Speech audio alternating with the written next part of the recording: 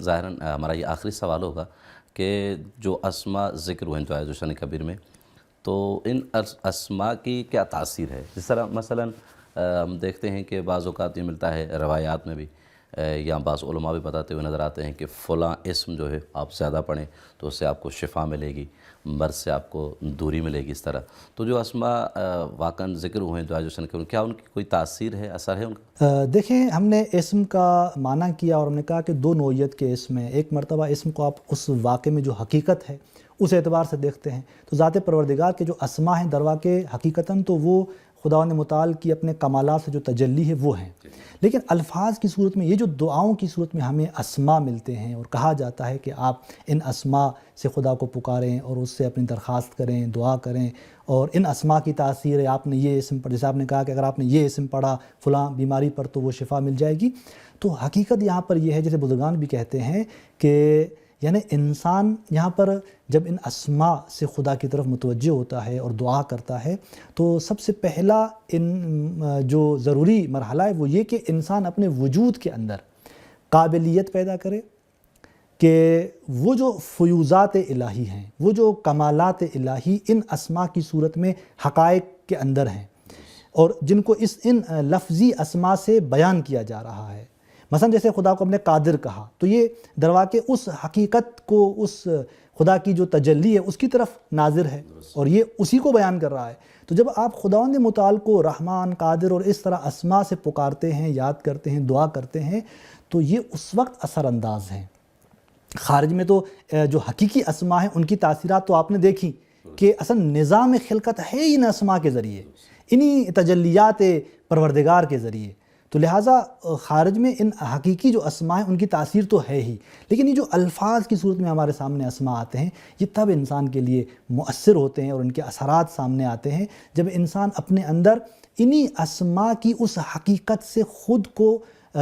متلبس کرتا ہے، یعنی خود کو آراستہ کرتا ہے اپنے وجود کے اندر، اس طرح کہ وہ جو حقیقت ہے اس اسم کی وہ کیا ذات پروردگار کی جانب سے انسان کے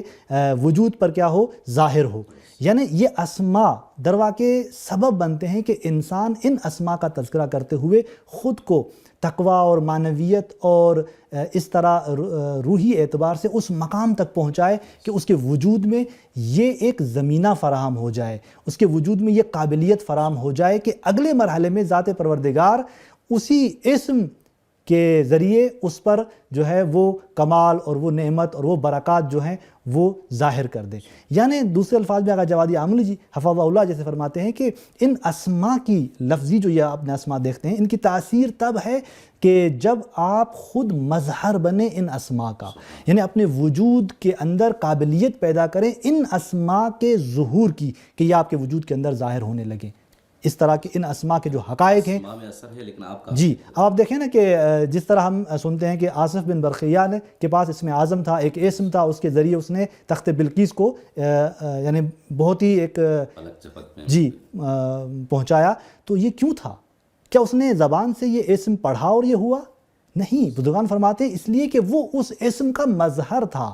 یعنی وہ اپنے وجود میں، اپنی معنویت میں، اپنی روحانیت کے اندر اس نے جو ایک اس اسم کی جو حقیقت ہے اسی کے لیے آمادگی بنائی تھی اور ذات پروردگار نے اس اسم کی حقیقت کو اس کے وجود پر ظاہر کیا تھا، لہٰذا وہ مظہر بن چکا تھا۔ جب مظہر بن چکا تھا تو اب وہ قدرت اس کو حاصل ہو جانی ہے۔ تو لہٰذا بزرگان فرماتے ہیں کہ جب انسان اسماء الہی کا مظہر بنتا ہے تو وہ پھر